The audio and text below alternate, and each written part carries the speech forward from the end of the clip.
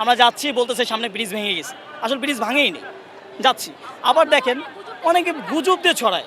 এখন কালকের পোস্ট আজকে ছাড়তেছে, আবার মনে করেন যে এখন আমরা সবাই ফেসবুকে দেখে তারপর দৌড়াচ্ছি। কালকের পোস্ট আজকে ছাড়তেছে, হ্যাঁ 7 ঘন্টা আগে পোস্ট দিছে। মনে করেন রাতে জোয়ারের জন্য পানি বাড়ে গেছে, রাস্তায় পানি উঠছে, এটা এখন রাস্তায় চলা যাচ্ছে না। এগুলো ভুল, একটু বিবেক দিয়ে চিন্তা করা উচিত। নির্দিষ্ট একটা ইউনিভার্সিটি থেকে আসছি এমন না, আমরা এখানে আইইউবি, আমাদের ওখানে টিম আছে, আইইউবির আছে, আমরা যেমন হচ্ছে ইউআইইউ আছি, গ্রিন ইউনিভার্সিটি আছে, এখানে স্কুল আছে, কলেজ আছে, সবাই মিলে একসাথে কাজ করছি। আমাদের টিম আছে, ঠিক আছে। আমাদের একটা বিপ্লবী একটা গ্রুপ আছে। আমরা এখানে আমাদের ঢাকায় আর্ট করা থেকে শুরু করে অনেক কাজ আমরা করতেছিলাম।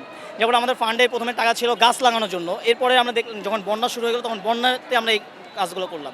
এখন আমাদের পরবর্তীতে করবো। আমাদের এখানে কাজ হচ্ছে যেমন 1-2 স্টেপে শেষ হয়ে গেলে এমন না, এখানে 4 স্টেপ আছে। এখানে আপনি যদি দেখেন যে এখন রেস্কিউ করে আনতে হচ্ছে, ভিজা শরীরে এক কাপড় চলে আসছে, আমাদের কাপড় দিতে হবে। আবার আপনি যদি দেখেন এখন শুকনা খাবারে তাকে তো একটু বাঁচাতে হবে। এরপর আপনি যদি চিন্তা করেন যে আমাদের হচ্ছে চাল ডাল দিয়ে সাহায্য করতে হবে।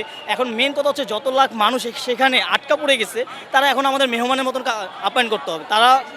আমাদেরকে রেস্কিউ করলাম, তাদেরকে এখন এক কথা পুষতে হবে, তাদেরকে সহায়তা করতে হবে। তাদের এখানে যে শেষ এমন না তো, শুকনা খাবার দিয়ে কি আমরা শেষ করে দেবো সব কিছু? শুকনা খাবার দিয়ে শেষ করে দেবো না, আমাদের চাল ডাল দিতে হবে, তাদেরকে ভরণ পোষণের দায়িত্ব এখন আমাদের সকলের নিতে হবে। 48 বছর ধরে এভাবেই ঠান্ডা করে আসছে যমুনা ফ্যান, 5 প্রজন্মের ফ্যান। তারাও আমাদের বাঙালি, তারাও আমাদের ভাই, আমাদের বোন, আমাদের যা আছে সব বলেন আপনি, ঠিক আছে। এখন আমাদের 4 স্টেপে কাজ করতেছি আমরা।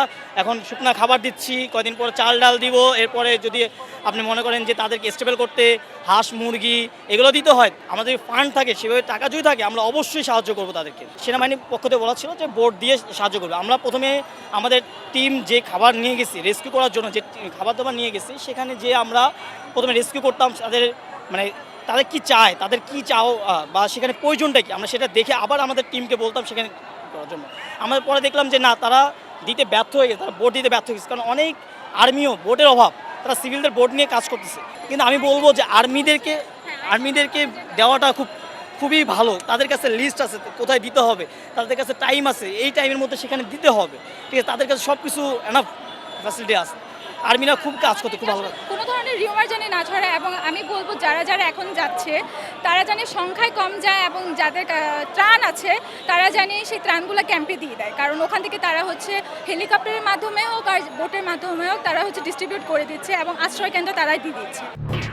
এলো খবরের কাগজ, নিখাদ, নির্ভীক, নিরপেক্ষ।